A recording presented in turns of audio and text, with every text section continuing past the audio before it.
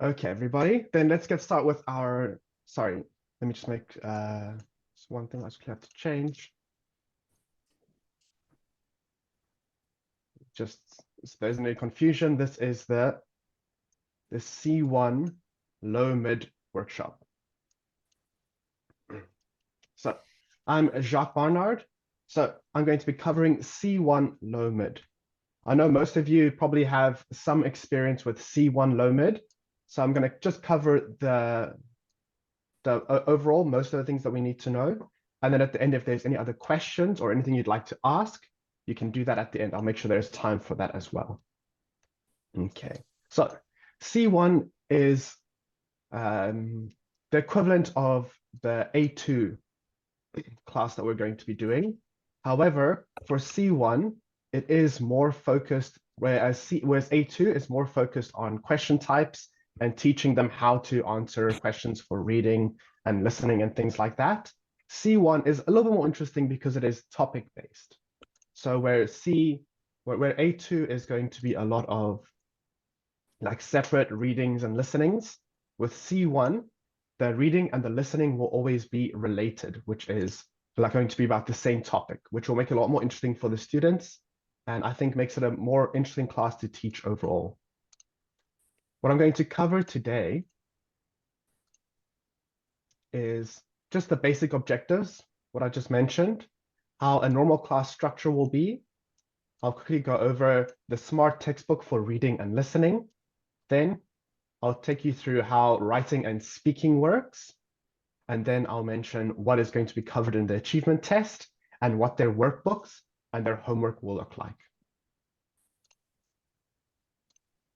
So as I just mentioned, the C1 program's aims is not as much focused on skills, but it's more, or not focused on like question answering skills, but it's focused on kind of expanding their own language skills through knowledge acquisition and critical expression. So we're trying to get them to kind of not just know words, but also to think critically about the topic that we are going to be discussing. And through that, we're also going to be teaching a lot of words and terms related to each topic of each class.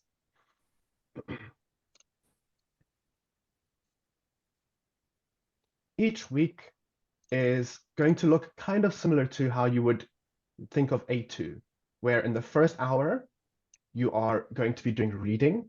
But before you start the reading, there is going to be the topic connect, which is where you'll introduce the topic, have about 10 minutes discussion, and just talk about what is the topic that we're going to be covering. Then you'll go into your reading, which will cover most of your first hour. Then the second hour will be your listening, where you'll be doing listening, but also based on the same topic as the reading. So the reading and listening will be covering a similar topic, which is good because it allows the children to really get more in depth into the topic and allow them to understand what it is that we are talking about. Then there is going to be a micro project. So I know we think of V1, you think of C2, they have projects. When I say project here, it really is a micro project. This is going to take you, I've written it down here. It's going to take you 10 minutes to do this. And at the same time, I do feel that in your first lessons where you're having some icebreakers with the students, this is almost going to usually be the first thing that you're probably going to cut out if you run out of time. So if you're in listening and you're already in your third hour and you're still busy with listening, the micro project is 10 minutes. It's usually what you will just cut out for that week and then do it again the next week, or not the same one, but you'll do the next week. You might spend a bit of time on the micro project. But if you're low on time, you can just leave this out. Then the reading and listening and the micro project, there will be one each week. They'll all be about the topic. And then the writing and speaking, just like in A2, will be alternating. So as you'll see here, your writing you'll do on odd lessons, and your speaking you will do on even lessons. As far as I understand, the achievement test will still be happening on week 10. I know for some branches it was slightly different this term because of the changed schedule. Next term, I think we're going to be back to the week 10 achievement test.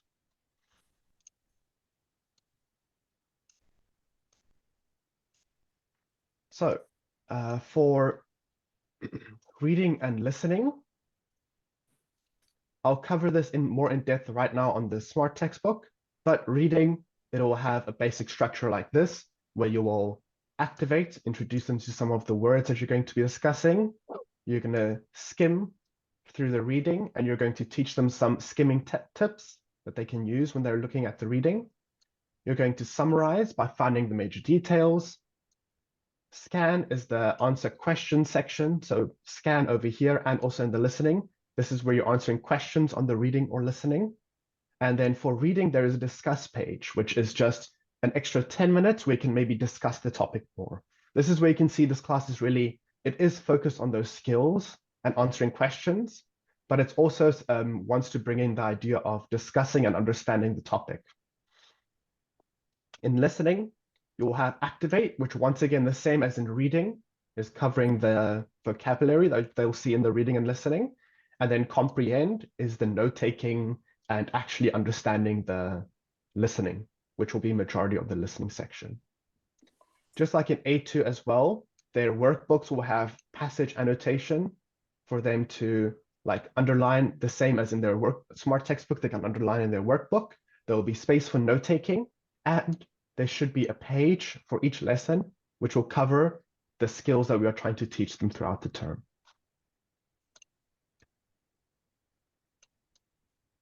To give you a clearer idea of this, I just quickly want to cover what the textbook looks like.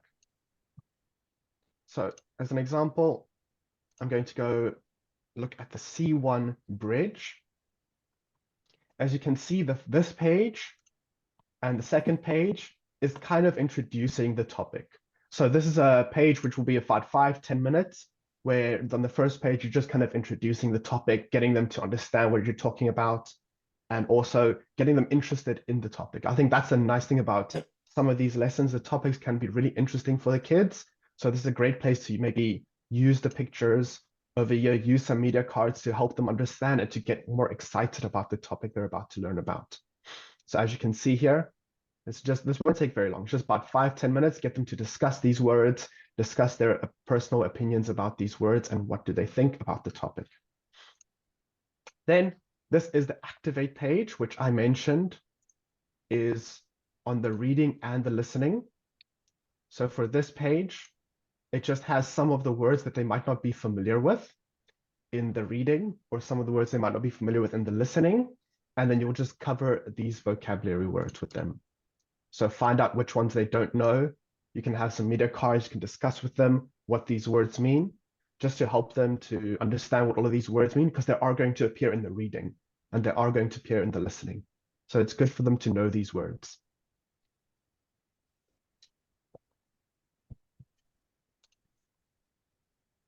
Then over here is where you're actually going to be teaching the skill for the reading. So for the reading, the skill that we're teaching is going through the Cheongdam pizza. We're teaching them topic, thesis, main idea, major details, and how to find all of those parts. If you look over here, this page usually has all of the signal words and pattern of organization that you'll be teaching them. But if you look at this page, you can click on it and show it in class, but it's so word heavy. It's so dense with information that kids are going to get so confused.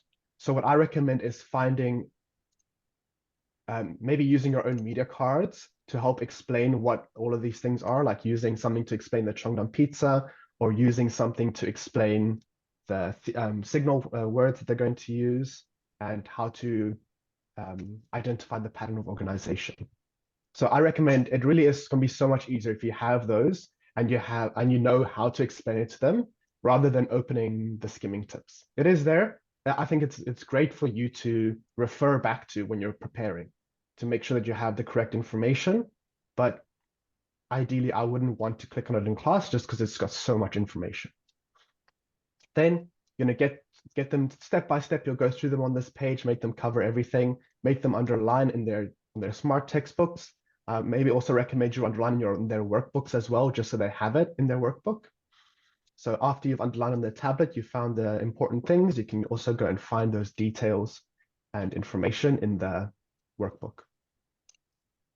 Then that first page, usually you're just going to be covering the topic, thesis, and main ideas. And then this page, you're going to be covering the major details. Once again, this page, you're just completing the outline with them, right? You're completing the outline with them by finding those major details, but you have to make sure that you are also always referring back. You're always going to have to go back to this page and get them to also go back to this page, because otherwise they won't be able to find them. So just make sure you're referring back to this page when you are looking for those major details, because they have to find it in the reading. Once again, outlining tips over here.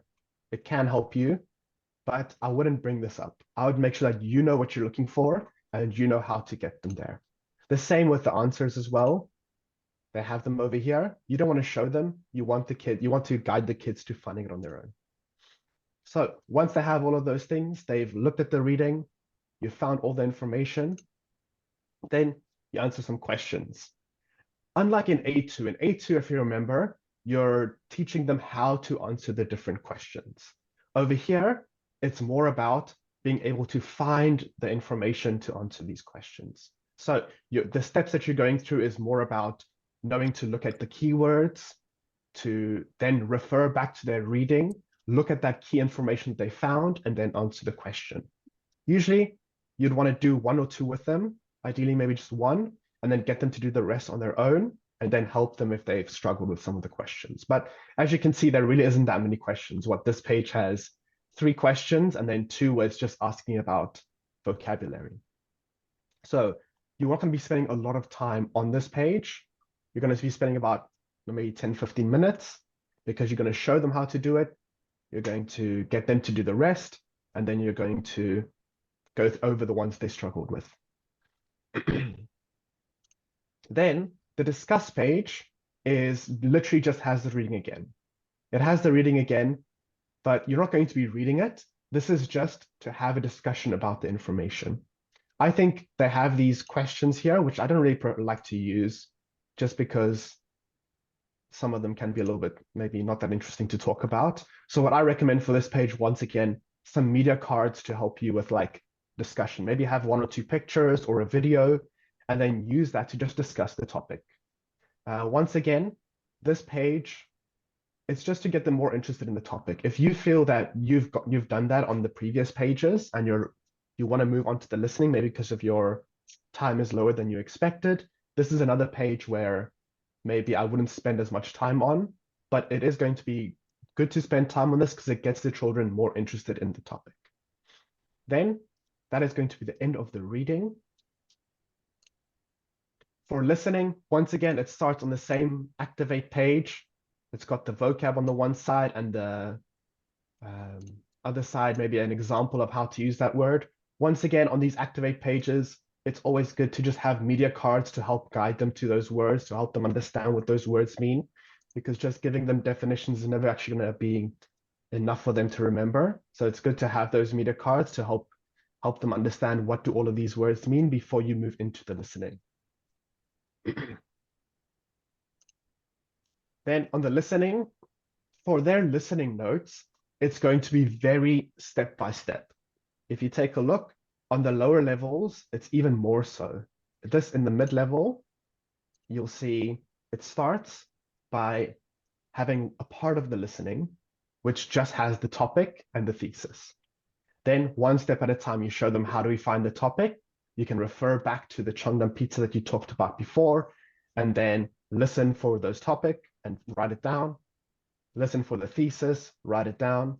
Once again, this is going to be very, in the beginning, especially, it's going to be very, maybe some of the kids won't know it, but over time they'll get very comfortable with this, and it should be quite easy for them to find these. And then down here, you are filling the blanks of the rest of the information. So you're listening after you've thought about what the main ideas could be and how you're going to find them. We listen to the rest of the listening and identify those main ideas and some of the major details. This is a page where it is up to you, but for me personally, in my classes, I don't like to fill in these blanks because the students are just listening for one word. So the issue with this is they're only ever going to listen for, okay, I have to hear the one word, I have to hear the one word. So they're not really learning how to listen to the entirety of the information. So you can use this to fill in the blanks in the beginning.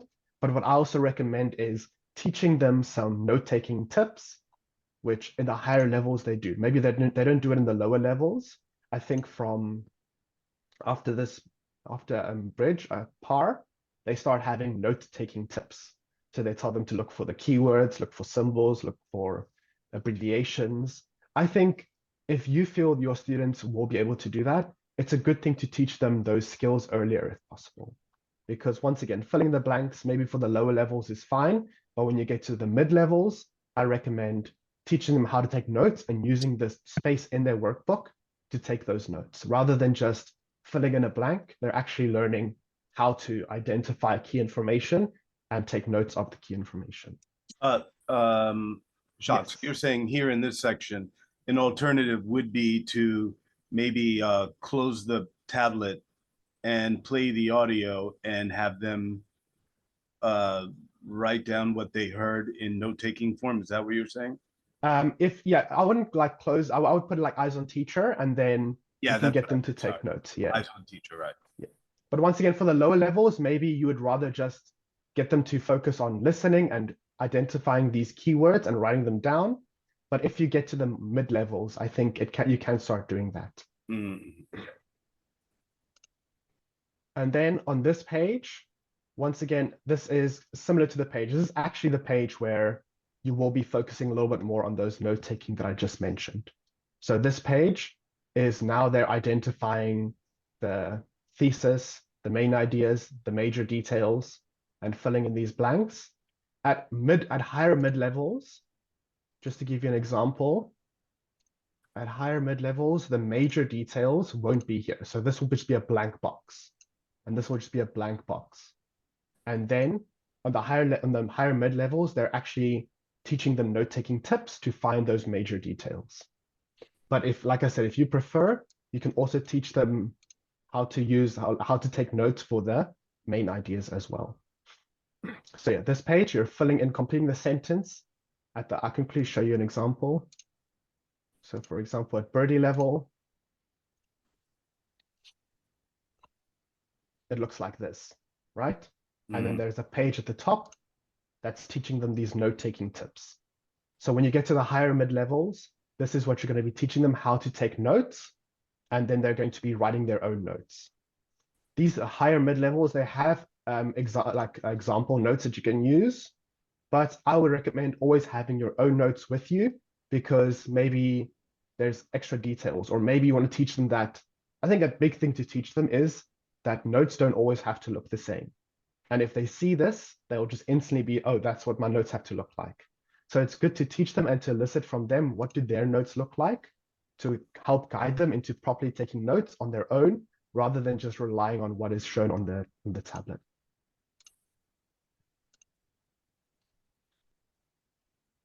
And then after you've done your note taking, you've identified the key information for listening, you will have your listening questions. So scan page, listening questions. Once again, instead of referring back to the reading, they're just referring back to their notes. So you can get them to write their notes in their workbook, and you can tell them, okay, refer back to your notes. Let's find these key information. Is it anywhere in our books? Do one question together, and then let them do the rest on their own. I think a lot of these listening ones are usually very simple. They're just true, false ones. So keep that in mind that kids could just end up picking. It might just happen that they just pick answers. So this is a good time to ask them when they say, oh, I chose this, why did you choose that? Get them to tell you where in their notes did they find that information. So listening, this you'll usually finish up by the second hour, or yeah, usually around the end of the second hour, this will be that you'll finish listening. Then here is the micro project that I mentioned. So unlike in A2 and also unlike in V1 and C2, where your project is kind of either collaborative or they're like working on their own in groups or working on projects on their tablet. This one, I feel like these are usually more discussion based. It's more about they do a very quick activity or they just have a discussion about their opinions. So as you can see here over here, they just ask them some questions. You know, if you were on imagine you're on a deserted island and you discovered this, what would you want it to be like? And then they can write down and then they can share with you. So this will just be give them 2-3 minutes to write down and then ask them questions, get them involved and find out what did they write down. So this page, very short, very simple. It's not really like an hour or a 30-minute long project. It's just 10 minutes, write down for 3 minutes and have a discussion for about 7. Then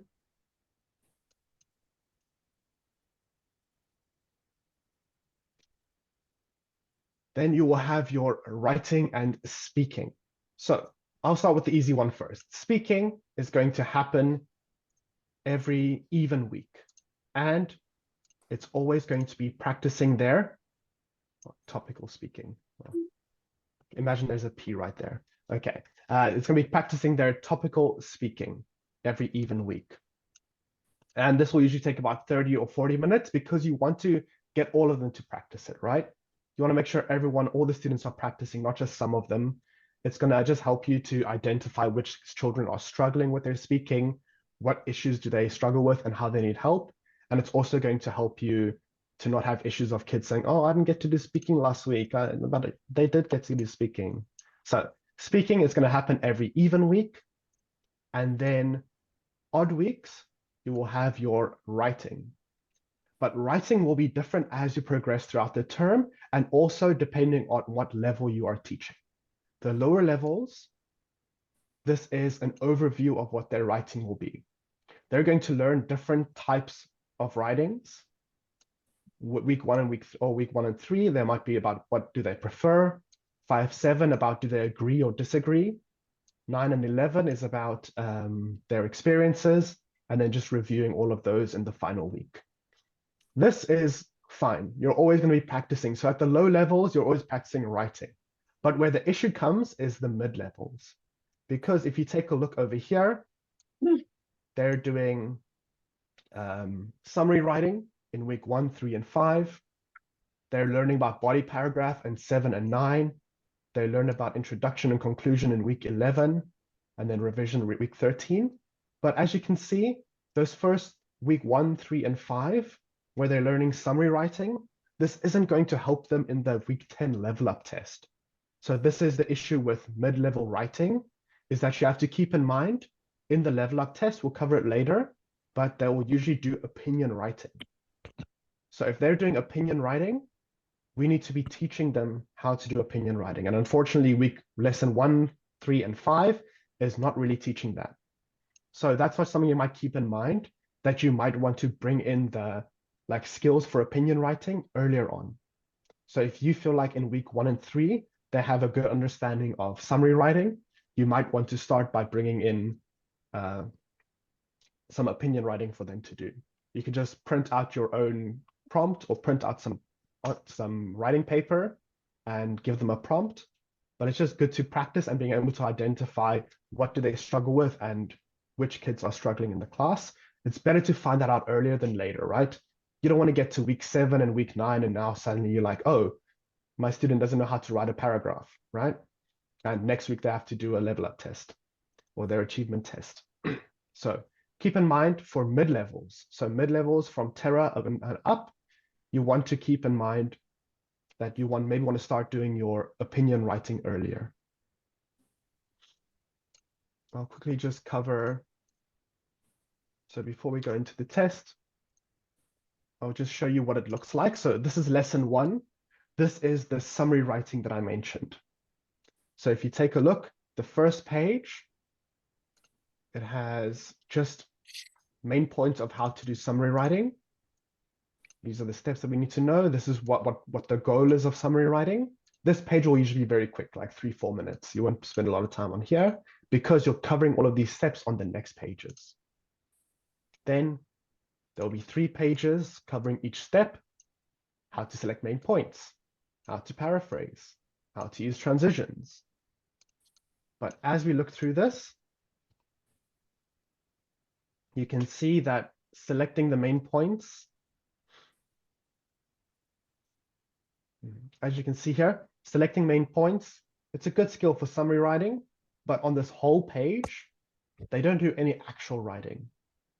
All that they're doing at the bottom is after seeing what is important information, they just identify, oh, from the listening, this was the thesis, or this was the main idea, or this was the major detail. So they're not actually doing any writing. They're just identifying important information because just to help them, if they were to write a summary, this is an information they need to look for. So you'll do this page with them, maybe do one or two together and then let them do some more on their own. Once again, if in the beginning you might want to do more of these, but as the term progresses in week 3 or week 5, if you want to make time for actual opinion writing to help them for their achievement test, you could shorten these pages, right? Because you don't have to be doing this 3 weeks. For paraphrasing, same thing. They teach them how to paraphrase.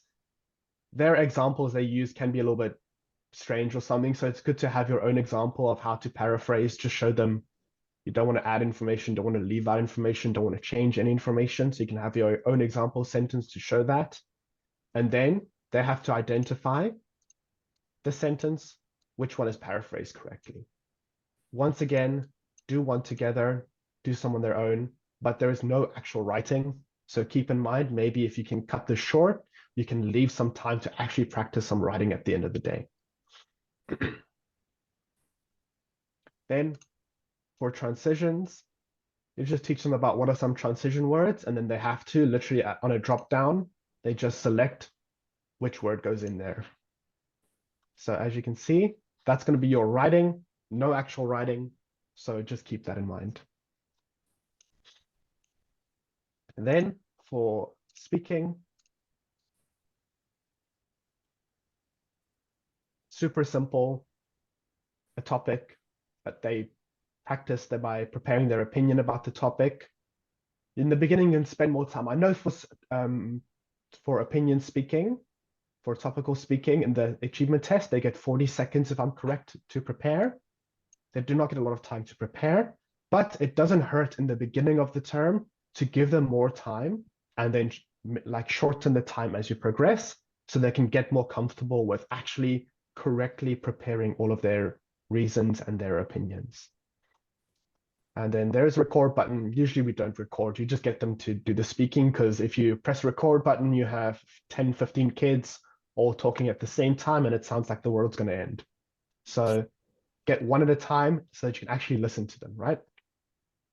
So for the speaking, I'd recommend, the reason it takes long is because you are going to be getting each student to do speaking and giving some feedback. Give some peer feedback from the other kids so that make sure that they're also listening, and then give some feedback of your own to help them to work on their speaking. And then also you can spend more time on these and then proctor and walk around and help them if they seem to not do it or not know how to do it. So that's going to be the one more thing I wanted to mention. That's going to be the overall structure of your lesson. At the end, there is this page called the wrap-up page. I think there's 5 minutes assigned to it in this segment guide, but this is just where you're confirming, do they understand what we talked about? So you can just see this if you have 5 minutes at the end of the day, you can see this as a chance to just, once again, cover all the different topics that we talked about, all the different parts of the topic, right? So for this one, we talked about dragons, we talked about the possible existence, and we talked about that there is no proof of existence, right? So usually you'll see the reading and listening, they usually might have an opposing view of the topic like this one, where the reading says it exists and or it could exist, and the listening says it doesn't exist. In C1, the focus isn't really to get them to understand, like to kind of argue their two opinions, but it can help with discussion to just give them like a question like, oh, which side do you agree with? Do you think has this information changed your view? And things like that. So once again, the wrap-up page, 5 minutes. It doesn't take a lot of time, but it is good to have this. If you have extra time left over, it's nice to just discuss it to confirm that they really did understand the topic that we discussed.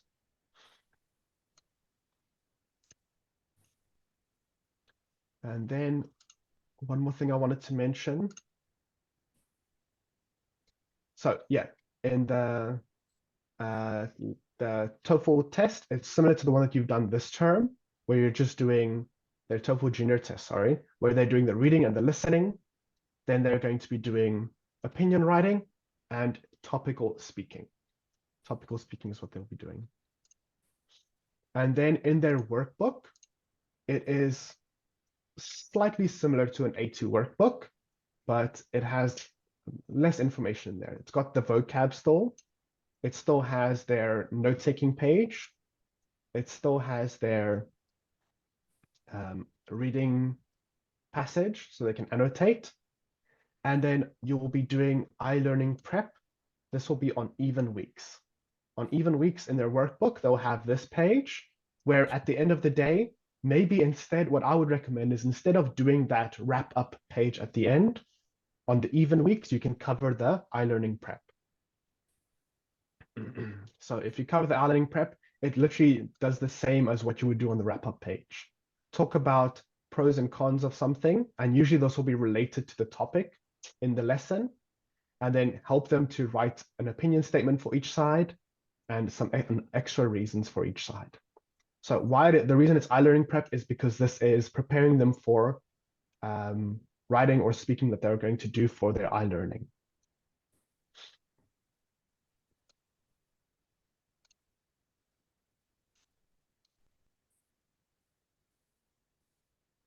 Okay. And that is the gist of the C1 class. If there is any questions, you can go ahead and let me know, or if there's anything that you maybe want me to clarify or cover again. I do have one question.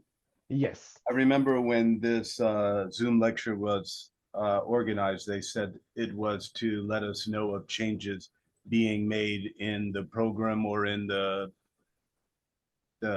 laptop or something like that. Sorry, the tablet.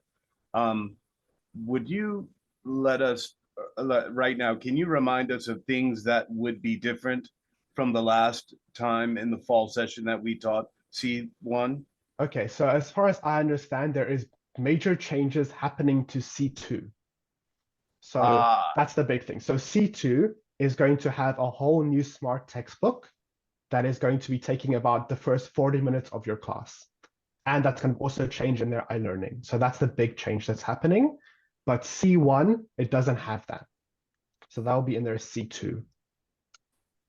in the last lecture we had, he mentioned something about there being a minor change in the way we unsync the pages or we unblock the app. Um, I'm not sure about exact changes, although I have heard there might be some changes on that are happening to the tablet, like Yes, the teacher tablet. yes, Well, I'm not 100% sure of how it's going to work, but I think that also like bringing up the menu that you used to like hold back the back button, I yes. think that'll also be changing. Although because I'm not 100% sure about what exactly they are, I can find out and maybe get back to you. Okay, that'd be great. Yeah, because I'm not 100% sure about what they are exactly. Any other questions?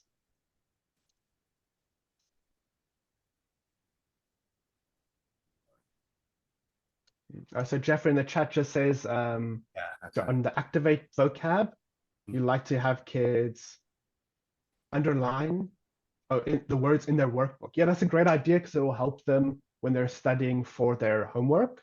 So that is once again to keep in mind. It's always good. Remember that they can access the smart textbook at home, but it's much easier for them to access their workbook at home. So whatever information you really want them to know or want them to keep in mind of, like for example, Jeffrey says, activate vocab because it's going to help them with vocab test, or underlining the reading or taking notes, and those skills that you talk about. I know the skills are in the book, like the Cheongdam pizza and the note taking, but it doesn't hurt for them to write those down. It just confirms that they understand what they're learning and they have it to refer back to in their book. So yeah, Jeffrey, that's a good point. So it's good to have that in their workbook because it can help them study and help them like be prepared for future lessons.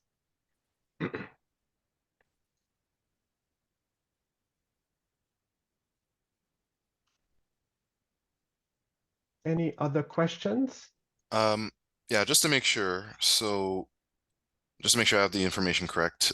So basically on the even weeks, have them do the iLearning prep page in the back of their workbook, just on only on the even weeks. Yeah. The nice thing is you'll see it's in their workbook. So in their Okay. workbook, it is literally on this together with that lesson. So for lesson 2, it'll have the iLearning prep after it has the note-taking page, if I'm correct. So Okay. it does, if you can always just check at the bottom of the page in their workbook and you'll be able to see it says iLearning prep. Okay. Yeah. All right. Thanks. Awesome.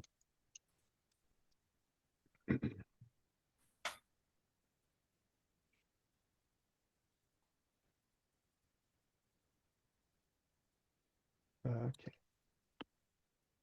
Hold on a second before you let go, everyone. One last thing I just wanted to let you know is in the chat, there is a form. I would just like you to just a survey, a quick survey for the workshop. You can just complete it, and then once you've done that, if there's any other questions, I'll stay for a few more minutes because we did end a little bit early. So you can ask any questions, or if you need to get going and you've completed the survey, you can go ahead and have a wonderful day and good luck with all of your classes, everyone. Okay, Thank you for your time. Bye, everyone. Thank you. Bye. Thank you very much, Jacques. Goodbye. Bye, everyone. Have a good Thank you. day. Thank you. Bye.